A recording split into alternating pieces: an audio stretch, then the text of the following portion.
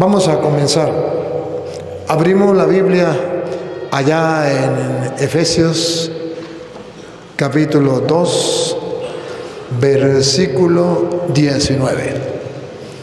Vamos a mirar lo que dice la Biblia en Efesios capítulo 2, versículo 19. Comencemos leyendo de la Biblia Reina Valera, aunque le quitaron sabiduría. Leo solo el 19. 19. Usted va leyendo y yo le voy diciendo. Así que ya no sois extranjeros ni advenedizos. Así que ya no son extranjeros ni tampoco son advenedizos. Entonces, ¿qué somos? Sino conciudadanos de los santos. Sino somos conciudadanos de los santos. Observen algo. ¿Existen los santos o no existen los santos? La Biblia dice que sí existen los santos. Y dice que ustedes y yo ya no somos extranjeros. ¿Usted sabe lo que son extranjeros? Esos que viven allá bien lejos, vienen de otra parte, no, ni los conocemos. Dice, no, ustedes no son extranjeros. Ustedes son la palabra. ¿La palabra cuál es la que usa? Y miembros. No, vuelvo a leer. No son extranjeros ni advenedizos. Sino conciudadanos. ¿Cuál es la palabra? Conciudadanos. ¿Sabe qué significa conciudadanos? Ciudadanos con. Ciudadanos con. ¿Conciudadanos de quién? De los santos. O sea que ustedes y yo somos ciudadanos con los santos, nada más ni nada menos. ¿No les parece a ustedes algo hermoso? Somos ciudadanos de la misma ciudad. Eso se llama conciudadanos. Ciudadanos de la misma ciudad de los santos. A mí me da mucha risa cuando los evangélicos dicen que los santos no existen. Que muerto el perro se acabó la sarna, que los santos no existen en ninguna parte. Y aquí la Biblia dice que nosotros somos conciudadanos de los santos. Si los santos no existen, ¿por qué la Biblia dice que nosotros somos ciudadanos con los santos? Compartimos la misma ciudadanía, la misma ciudad santa, la nueva Jerusalén, la Jerusalén celestial con los santos. Pero aquí viene algo muy importante. Acerque para acá, mujer, acerque para acá. Aquí viene algo muy importante. Escuche. Somos conciudadanos de los santos. Atención. Y miembros de la familia de Dios.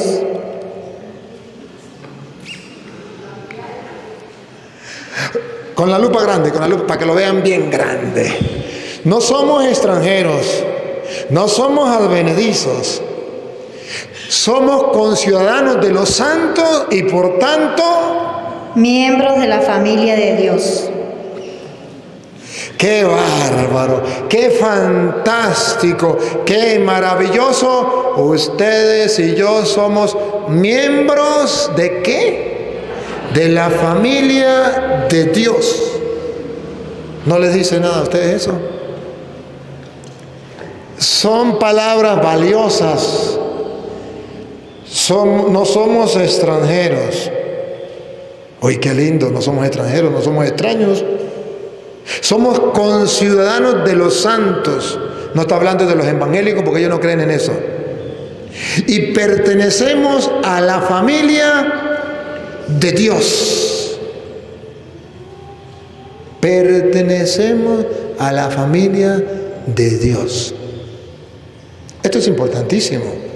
Que ustedes y yo pertenezcamos a la familia de Dios es uno de los regalos más grandes que podemos tener en la vida. Esto es como para morirse de emoción. Eso es para disfrutarlo como quien se come un caramelo de chocolate de fresa. Algo maravilloso, algo fantástico.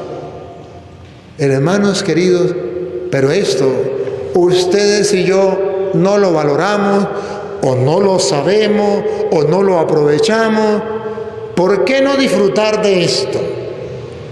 Que nos digan que no somos extranjeros, que somos de la familia de Dios, conciudadanos de los santos. O sea que vamos por el mismo camino de los santos. ¿Quiénes son los santos? Aquellos seres humanos como ustedes y yo, pecadores, pero que acudimos a Dios y buscamos su misericordia, su amor, creemos en Él y tratamos de hacer lo que Él manda. Entonces somos ciudadanos de los santos. Pero ojo, somos de la familia de Dios. ¿Quiénes? ¿Quiénes pertenecemos a la familia de Dios? ¿Cómo? ¿Cómo pertenecer a la familia de Dios? ¿Todo el mundo pertenece a la familia de Dios? ¿O cómo se pertenece a la familia de Dios? ¿Qué dice la Biblia? Porque la Biblia dice que ya hay unos santos y que ustedes y yo también somos ciudadanos de esa misma ciudad de los santos y que pertenecemos a la familia de Dios. Bueno, ¿y cuál es la familia de Dios? ¿Cuál es la familia de Dios? Escuche lo que sigue, escuche lo que sigue. Edificado sobre el fundamento de los apóstoles. La familia de Dios está edificada sobre los cimientos de los apóstoles. Observen, aquí ya entonces usted y yo vamos viendo para qué dejó Dios a los apóstoles. Para que nos vayamos edificando sobre esos fundamentos de los apóstoles, que fueron 12 apóstoles. Usted y yo somos familia de Dios cuando nos edificamos, cuando construimos sobre las bases de los apóstoles. O sea que los apóstoles tienen mucho que ver en nuestra vida. O sea que usted y yo no podemos desconectarnos de los apóstoles, de los primeros cristianos, no. Porque si vamos a construir, no podemos construir, por ejemplo, que yo hoy funde una iglesia y llame la iglesia cristiana, póngale el nombre que usted quiera. No, porque para ser de la familia de Dios, tiene que tener como base los apóstoles. Y una iglesia que sea fundada hoy, no tiene como base los apóstoles. Viene como base a Petronilo que la fundó. Pero usted y yo tenemos que estar en una iglesia donde sea de la familia de Dios, que tenga como base los apóstoles. Sigue. Y profetas. Y profetas que Cristo dejó. Siendo la principal piedra del ángulo Jesucristo mismo. La gran familia de Dios tiene a Cristo como piedra angular.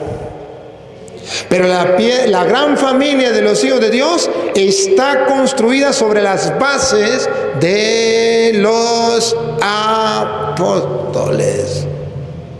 Y miren cómo la Biblia va presentando una edificación, un templo, una construcción. Ponga cuidado. En quien todo él edificó. No, el edificio, casa, en el que todo el edificio, escuchen. En quien todo el edificio, bien coordinado, va creciendo para ser un templo santo en el Señor. Tan bonito que dibuja San Pablo la iglesia. La iglesia no es otra cosa sino la gran familia de Dios, donde están los santos y todos los que queremos ser santos como ellos. Pero para lograrlo no podemos dejar a un lado a Cristo, que es la piedra angular, y no podemos dejar a un lado a los apóstoles, que son las bases de esa iglesia. Y ustedes van a ver entonces cómo esa familia de Dios, esa casa de Dios se llama la iglesia. San Pablo lo dice en 1 de Timoteo, capítulo 3, versículo 15. Primera de Timoteo, capítulo 3, versículo 15, dice San Pablo que esa casa o esa familia o ese edificio, llámelo como usted quiera llamarlo, edificio o casa de Dios, es la iglesia. Escúchenlo. Pero si tardo, para que sepas cómo hay que portarse en la casa de Dios. Subrayen. Para que sepan cómo tienen que portarse. ¿Dónde? En la casa de Dios. En la casa de Dios. En la familia de Dios. Dios tiene una casa. Dios tiene una familia. Y ustedes y yo debemos aprender a portarnos en esa casa de Dios, en esa familia de Dios. Y dice Pablo, si me tardo, para que sepan cómo tienen que portarse en la casa, en la familia de Dios. ¿Y qué dice Pablo que es la casa o la familia de Dios? Que es la iglesia. Véanlo. ¿Qué es la familia de Dios? Que es la iglesia. Entonces ya comenzamos a ver por qué la iglesia es importante. Porque la iglesia es la casa de Dios. ¿Por qué la iglesia es importante?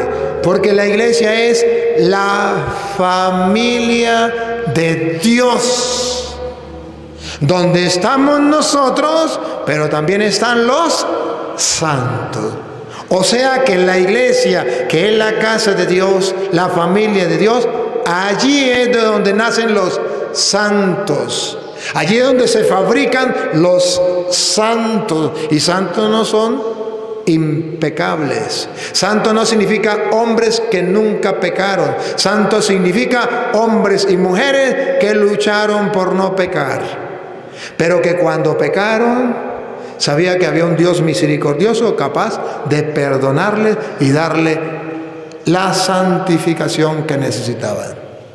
Entonces observen ustedes cómo la Biblia presenta una gran familia, la gran familia de los hijos de Dios, y la compara. Escuchen, esa familia que es la iglesia, la compara con cualquier otra familia. Pregunto, ¿ustedes creen que en una familia debe haber un padre de familia? ¿Una cabeza que gobierne la casa o no? ¿Usted se imagina que en una familia el hijo menor sea el que mande?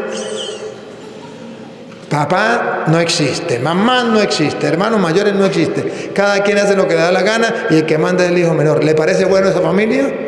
¿Cómo marcharía esa familia? ¿Usted se imagina entonces una familia donde el papá no, la mamá tampoco? ¿Qué clase de familia es? En toda familia existe un papá. Y cuando no está el papá, ¿quién es la que manda? La mamá. Hay una jerarquía en toda familia. La Biblia dice que la iglesia es la familia de Dios. Y si es la familia de Dios, también tiene que haber una jerarquía. Primero el papá, después la mamá, después el hermano mayor, después el que sigue y por último el menor. La raspadura de la olla tiene que obedecerle a todos. ¿O no? Pues la Biblia dice que la iglesia de Dios, la familia de Dios es la iglesia. Y la compara con la familia de ustedes y la familia mía, donde hay un papá que manda en la casa.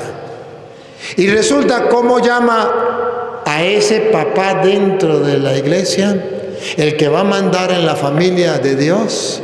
Adivinen cómo lo llama. Estamos leyendo Primera de Timoteo, capítulo 3, versículo 15. Si me demoro, para que sepa cómo tiene que portarse en la casa de Dios, que es la iglesia del Dios vivo.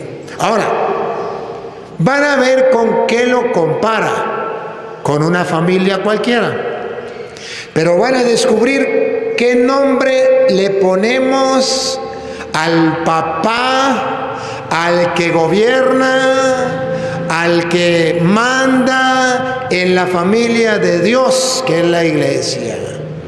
¿Y qué nombre le pondremos? Que sea de la Biblia Reina Valera. Ahí mismo. En el capítulo 3, que estamos leyendo, capítulo 3, versículo 1. Vamos a ver qué nombre le pondremos. Sí, 3:1 de la Biblia Reina Valera. Palabra fiel. Palabra fiel. Si alguno anhela obispado, aquí habla de los obispos. Si alguno anhela el obispado, buena obra desea. Ahora yo les voy a mostrar, queridos hermanos, que esa iglesia, que es la familia de Dios, tiene a alguien que la va a gobernar como un papá a sus hijos, a una familia. Y se llama el obispo. Si alguien aspira al cargo del obispado, buena cosa aspira. Sigue. Pero si es necesario que el obispo sea. Pero es necesario que el obispo sea. Y dice, las cualidades del obispo. ¿Y cuál es la función del obispo? Vean el versículo 4. ¿Cuál es la función del obispo? Va a compararlo con la función del papá en una casa, en una familia. Esa es la función del obispo dentro de la iglesia. Si no está en la Biblia Reina Valera, no me crean. Véanlo. Que gobierna bien su casa. Escuche, otra vez. Que gobierne bien su casa.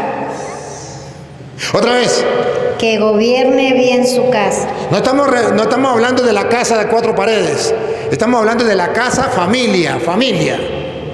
Que gobierne bien su casa, se refiere a la familia. La iglesia es la casa de Dios vivo. Y yo tengo que decirle cómo se tienen que portar en la casa de Dios vivo, que es la iglesia. No estamos hablando de 4 paredes, estamos hablando de una familia. ¿Y cómo sabemos que es de una familia? Otra vez.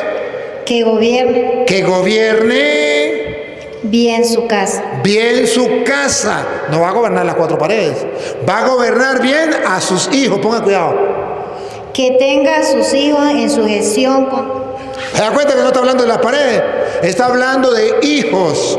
Un papá que gobierna bien sus hijos. A eso se le llama casa, familia. Y Dios tiene una casa, una familia. Pero tiene quien gobierne esa casa, esa familia. Y tiene nombre, se llama obispos. Que gobierne bien su casa. Repítalo. Que gobierne bien su casa. Que tenga a sus hijos en sujeción con toda honestidad. Ahora miren cómo dice que el obispo es el que gobierna la casa, la familia o la iglesia de Dios. Atención. Siga, mamita. Pues el que no sabe gobernar su propia casa. El que no sabe gobernar su propia casa, vean cómo la iglesia es la gran familia o la casa de Dios. Pongan cuidado. Y tiene quien la gobierne que se llama el obispo. Pongan cuidado. ¿Cómo cuidará de la iglesia de Dios? ¿Otra vez? ¿Cómo cuidará de la iglesia de Dios? ¿Otra vez? ¿Cómo cuidará de la iglesia de Dios? Ahora dígalo despacio. ¿Cómo? Cuidará. La palabra clave es cuidará. ¿Cómo? ¿Cómo cuidará? Cuidará de la iglesia de Dios. Dios tiene una familia. Se llama la iglesia. Dios tiene una casa, una familia, se llama la iglesia. ¿Quién va a gobernar esa iglesia? El obispo. El obispo es el encargado de gobernar la iglesia, la casa de Dios. Por eso ustedes verán que en la iglesia católica, que es la iglesia del Dios vivo, ahí es una iglesia universal, se llama católica porque es universal, todos los hijos de Dios, y están gobernados por un obispo. Si lo miramos a nivel general, están gobernados por un obispo, el obispo de Roma. Al obispo de Roma, ¿cómo se le llama? Papa. ¿Pero qué es el Papa? Un obispo. El obispo de Roma. ¿Y se le llama Papa? Porque Papa significa papá. El papá de una familia que va a gobernar esa familia. Es la casa de Dios, la familia del Dios vivo. Ya no somos extranjeros, ya no somos advenedizos, somos miembros de la gran familia de los hijos de Dios, donde hay un papá que se llama obispo, que así como el papá gobierna la casa, su familia, así el obispo va a gobernar la iglesia de Dios, va a cuidar la iglesia de Dios. Qué bonito, ¿no? Qué bonito es ver en la Biblia cómo Dios sí tiene una familia.